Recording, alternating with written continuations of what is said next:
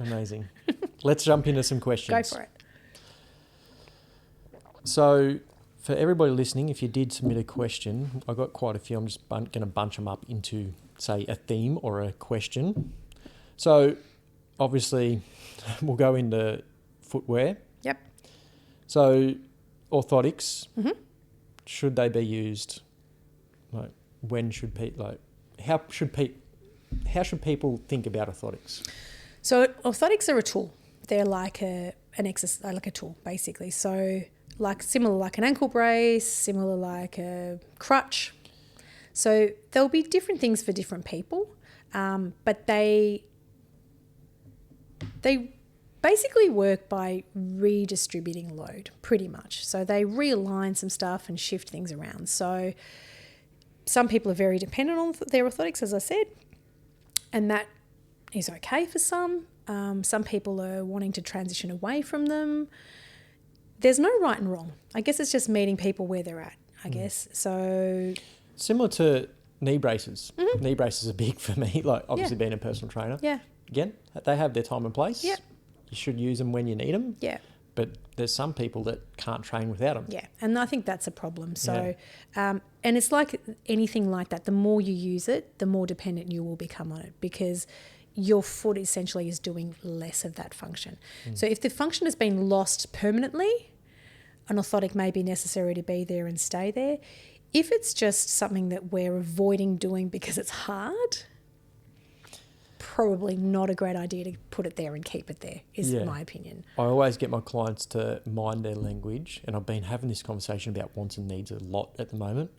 If you need that orthotics or you need that knee brace, then you're relying on it. Like your body's strong. Yeah. You should want it when you need it, Yeah. but wanting it when you need it's completely different than needing it. Yeah, exactly. Like, I need that knee dependency. brace to exercise. That's an issue. That 100%. But if you want that knee brace during the squats in the workout, in a certain movement, that's okay. Exactly. That's less. It's so much less. Like that kind of reliance. That stresses me. That feeling you're held prisoner. This thing's got this power over you. Yeah. If you don't have it, you need to walk somewhere. What do you do? Just not walk. You're gonna panic. Yeah. You're gonna freak out. Yeah. So that's not great. My goal as a therapist is to enable people to get off that mindset and that need as much as possible. Yeah, because it doesn't only strengthen that foot, it strengthens their mind and their capability as well. To know that you can. Yeah. Oh, totally. Yeah. Absolutely.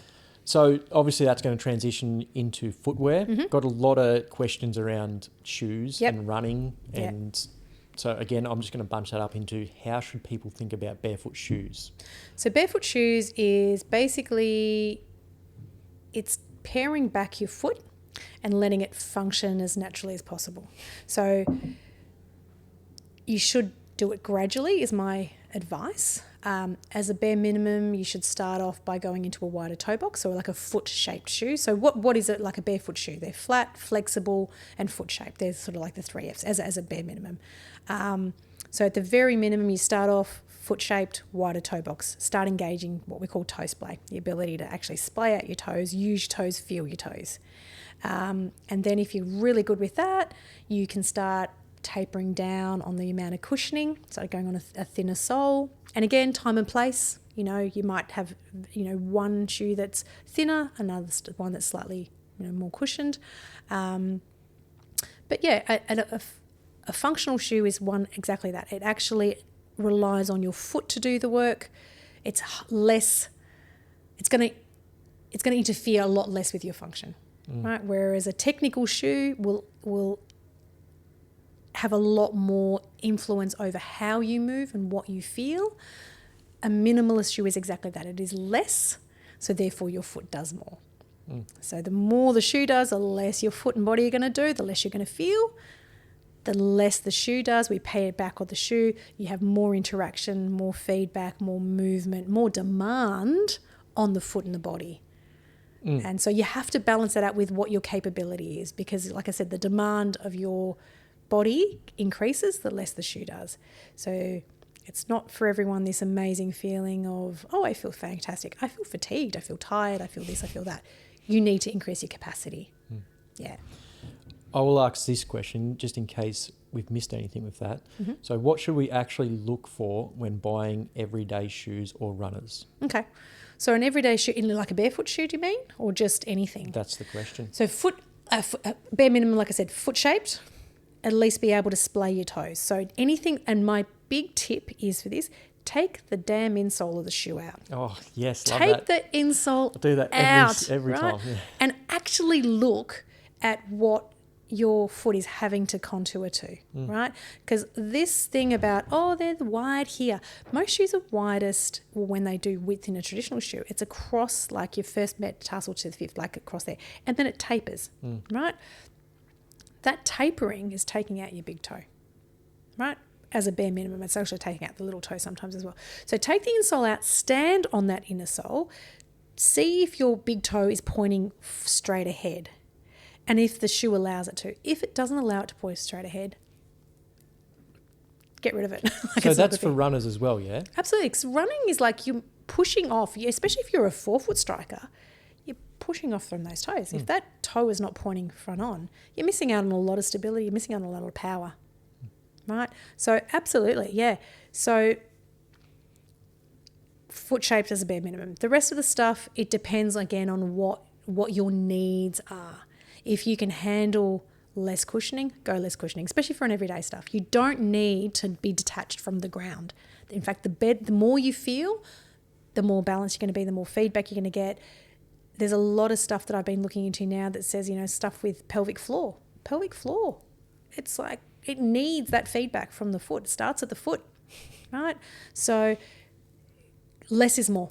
That's my thing. So go less if you can and just meet yourself at the bare minimum of where you need to be. And if you have an orthotic and you need to transition into, go into a shoe that's got a foot-shaped front, less cushioning, and put your orthotic in it. Start with that. Do that for a couple of weeks. Do that for a month. Start working on building up some strength. Start going small periods of time without the orthotic. An afternoon, a walk, a morning, a here or there. And then just go from there. Yeah, so again, that sort of covered one of the other questions with all the toe spaces and the foot accessories now. Yep. How should we look at those? So I know toe spaces, I see them all the time on social media, and I don't, and I have clients that wear them all the time. I'm not a fan of people that wear them all the time because I also feel that they also become like a dependency thing. I far prefer my clients to be able to actively splay their toes, like use your muscles to splay, because that's also like quite a lazy thing. If you've got a device that's doing it for you. So I use them and I recommend them for people when we're doing barefoot stuff to start to engage toe space. So if I've got someone that's got a bunion, for example, and their big toes like way over here, and I'm trying to get them to balance, and their balance is shocking because their big toes just not where it's supposed to be, they can be really helpful to just try to start to engage that toe space. They can also be helpful to start to get some of those ligaments and muscles, in between the toes to start to splay out.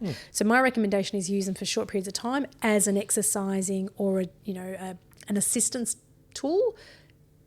Don't wear them all day, every day, because I think, again, it just creates this, my toes are going, I don't have to actively splay. You want to be able to splay them. You want to be able to contract them. You want to be able to, you choose what you need this foot to do and when you need to do it. You need to be responsive.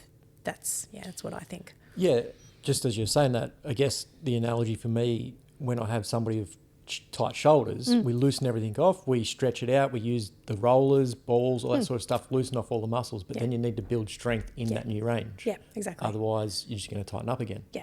So same thing with your feet. Same sort of thing, yeah. So if you're wearing it like, if you've got something to pull it back all the time and you left it there, what's it going to clue the brain to do? It's just be like, I don't need to actively do this. Yeah. Right? So toe spaces, in my opinion, I know people use them, they love them. I think they've got a time and they've got a place. I would warn against having them and wearing them all the time. Yeah. And that would be the same for the things like the rollers and that sort of thing. Yeah, like where do rollers are they good. come into it? You use so rollers are a great thing to, again, increase blood flow, tension release. They're all very helpful. In fact, there's a lot of evidence to say that actually just spending 5 or 10 minutes a day, just rolling a ball or something like that, can increase activation of your muscles, increase awareness. So that's good. I do recommend that people do that at the start of a day or at the end or before they're exercising, especially for the foot, because it's like for some people it's quite hard to kind of access some of those muscles. So spending a couple of minutes doing that to start with, rolling it out, just helps you go, oh, okay, that's where it is. The brain goes, yeah, I can do that a bit better now. I can feel it now, yeah. So no, they're definitely got their place, yeah. But you can get bogged down. There's a lot of stuff that's around, and sometimes it can just be, what do I need? And I have a lot of people that buy this stuff and they get so overwhelmed with it, then they don't actually start using it because they don't know what to do. Yeah. You can overcomplicate it. Toe socks? Toe socks I love, and why I love them, because every time people see my socks, they always get a question. People are like, oh, they're weird. Is it a choice? So I love them. Like, obviously my shoes don't squash my feet, so I don't do that there's this notion that they separate your toes. Well, they don't really. I mean, it's just fabric, so I'm not relying on them to separate my own toes. I do it, and they can be good for blisters. I don't get blisters either, though. So I do it because it reinforces the concept that your toes are individual and they're dexterous. So much like your fingers, right? So, you can have those gloves that group it all together and they're using one unit, or individually. So I like to think of my toes as these very highly functional, highly dexterous things that need to be separate, because they can be, and I can move them separately. So that to me reinforces. So that's what I do it. Great analogy, the mitts compared to the gloves. Yeah, it's just like, is it this or is it this? Yeah. And it's like, it's this. So I want it to be this. I want to reinforce that idea. I want to reinforce that concept, and that just works to me because I look at it, I see it, and it works well with what I'm trying to achieve with my shoes. It all just kind of aligns for me. I feel like we covered this one. How do weak feet affect the rest of our body, ankles, knees, hips, posture? Hugely. It's kind of the basis, yeah. So the body, again, will compensate for it, but it will... And everyone's compensation is unique. There's certain compensation patterns that are kind of textbook, but it absolutely impacts, because if you can't achieve stability from the foot, it's going to just send it to the next joint. Quite often, as I said earlier, the hip is a big culprit, and it'll send a lot of its compensation to the foot. If the foot is then weak, the knee's stuck in the middle. It's like stuck between a weak foot and an ankle and a hip that's not really moving. This poor knee. Yeah. There's this kind of hinge joint that just, so things happen.